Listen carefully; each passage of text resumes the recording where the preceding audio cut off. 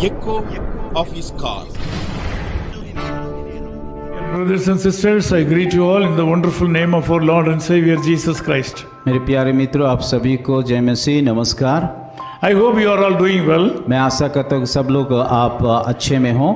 In Hebrews chapter 13 verse 6 says like this. इब्रानियों news का 13:6 आयत में इस प्रकार कहा गया है, The Lord is my helper, I will not fear. प्रभु मेरा सहायक है, मैं ना डरूंगा। Here we can underline or give importance to two words here. और इन बातों को हम लोग दो भाग में बांट सकते हैं। The word helper, और यहाँ पे लिखा गया कि सहायक the word fear. और भय।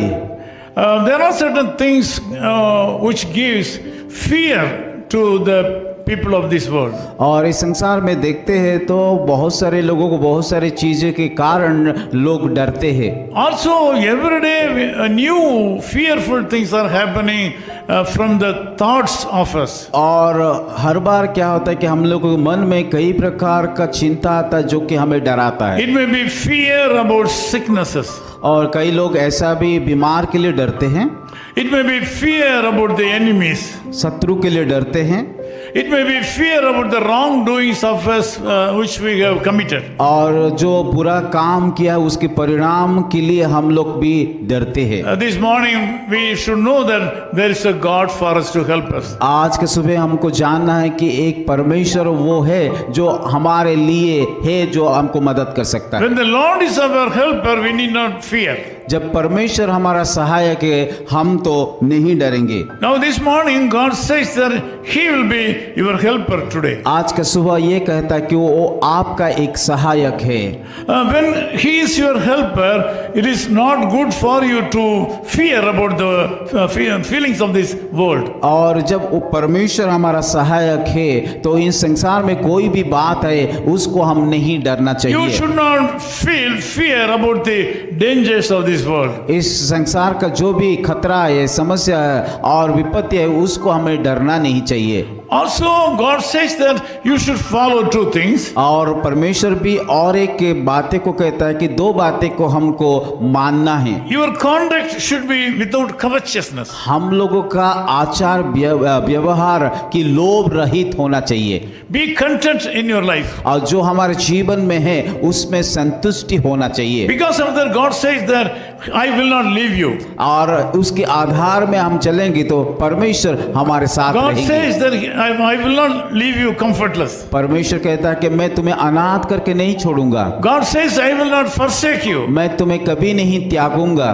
The Lord God is available for you as helper this morning. परमेश्वर आपके जीवन में वो सहायक बन के रहना चाहता है। You should not live a life of covetousness. और हमें कि एक लोभ और लालसा में नहीं जीवन बिताना चाहिए। You should live a contented life. और हमें एक संतुष्टि का जीवन को बिताना चाहिए। Be satisfied with the blessings that God has given to you. परमेश्वर जो भी आशीष हमारे जीवन में किया है उसमें हमें संतुष्टि रहना The है। Lord God wants to continue as a helper to you. परमेश्वर हमें एक सहायक हो करके हमारे जीवन में रहना चाहता So है। you need not fear anything about anything in this world. इसीलिए संसार में जो भी हमारे जीवन में होता है उसको ले करके डरना नहीं है। Even today God can perform a miracle in your life. आज भी परमेश्वर आपके जीवन में एक अद्भुत कार्य करने के लिए जा रहा है। God has a great plan about you. परमेश्वर आपके जीवन में एक बड़ा सा He योजना रखा wants है। to bless you more and more. वो आपको अधिक से अधिक आशीष करना चाहता है। He is willing to be a helper not only today, for your future also. उस यहोवा आप आज के लिए ही नहीं, आपकी हर एक समय में आपका वो सहायक बनना The चाहता Lord है। God is expecting you to not to fear not only today, for the future also. प्रभु चाहता है कि आज ही नहीं कि आने वाला दिनों में भी आपको डरना नहीं This चाहिए। day will be a blessed day for आज you. का दिन एक आशीष का दिन हो। Whatever you do today, it will be flourished and blessed by the Lord. आज जो भी आप काम करें,